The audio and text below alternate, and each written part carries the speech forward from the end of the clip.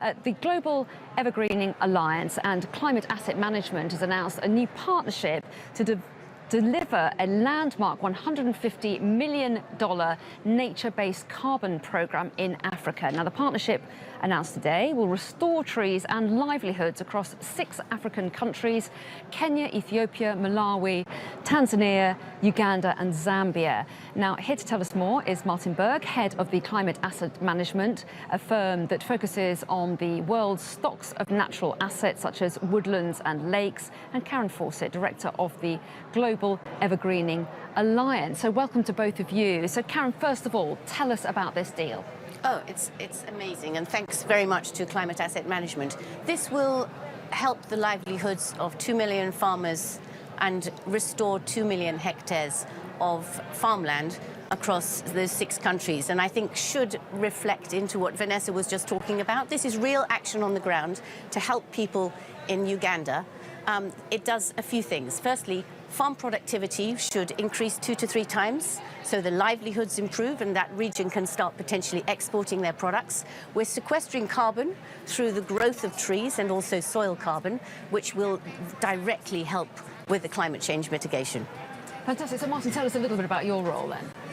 Yeah, so we are Climate Asset Management. As you said, we are a partnership between HSBC and Pollination.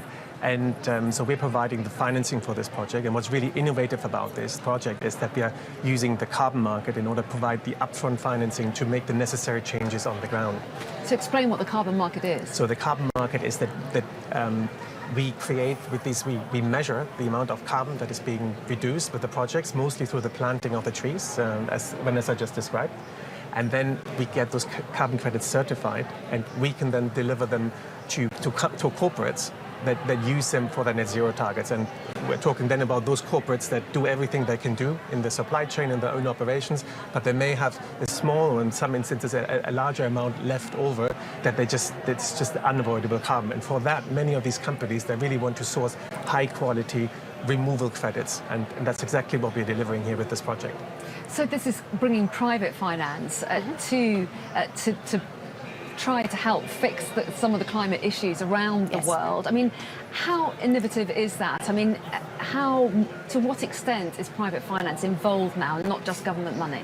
Oh, I think this is very innovative, but there are many, many conversations going on. Traditionally, the Global EverGreening Alliance, which is an organization of 60 NGOs across the world, it's Oxfam, CARE, World Vision, WRI, all the people who know about land restoration. Traditionally, they've been funded through multilateral and donor funding.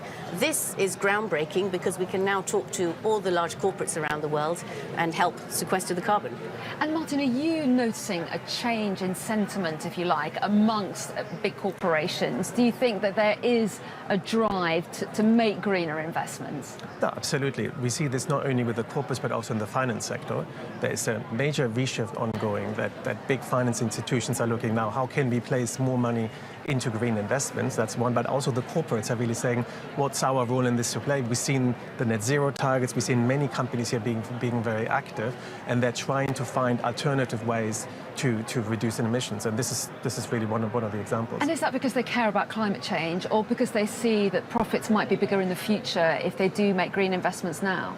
Well, I would say it's probably a combination of both. What we really see is with the more attention, there's a huge trend that we need to reduce, and that means we need more technology, we need innovative solutions, and that's obviously also a business opportunity. But I also think that many of the companies are really trying to contribute to the problem, and that's what the Paris Agreement is really about. It's not only a government-to-government agreement any longer, it's really a multi-stakeholder agreement. So, Karen, give us a bit more of an idea of how this works on the ground then. You talk about how it could make a real difference in all these African countries. So what is the main problem there that needs to be fixed?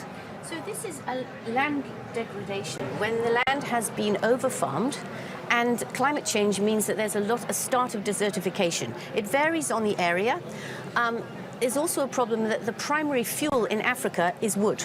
So you get a lot of people burning wood every day to cook. So you have a lot of deforestation. So through this program, we're going to rejuvenate the soil.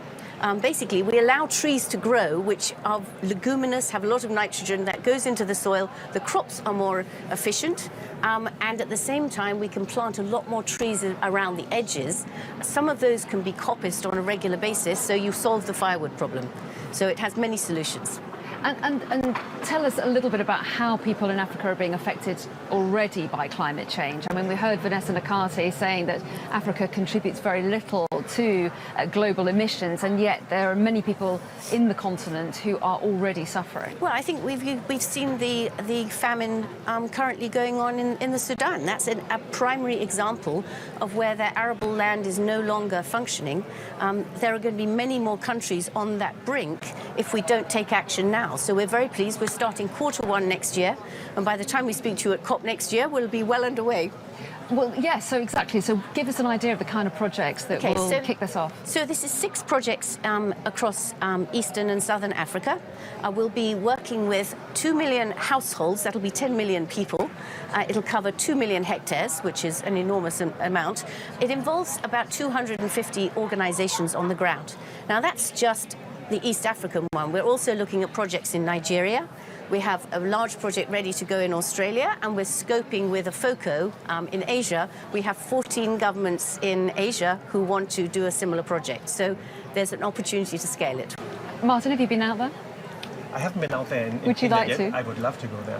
Post-COVID. Post-COVID, at the moment it's impossible to go, but that is definitely something. But colleagues that work with me on this project from Climate Asset Management, they have been doing many projects in Kenya and in the region. OK, well, Martin Berg and Karen Fawcett, really interesting to hear about your project. Thanks so much for coming on Climate Live to tell us about it. We appreciate it. Thank you very much indeed. Thank you for having us.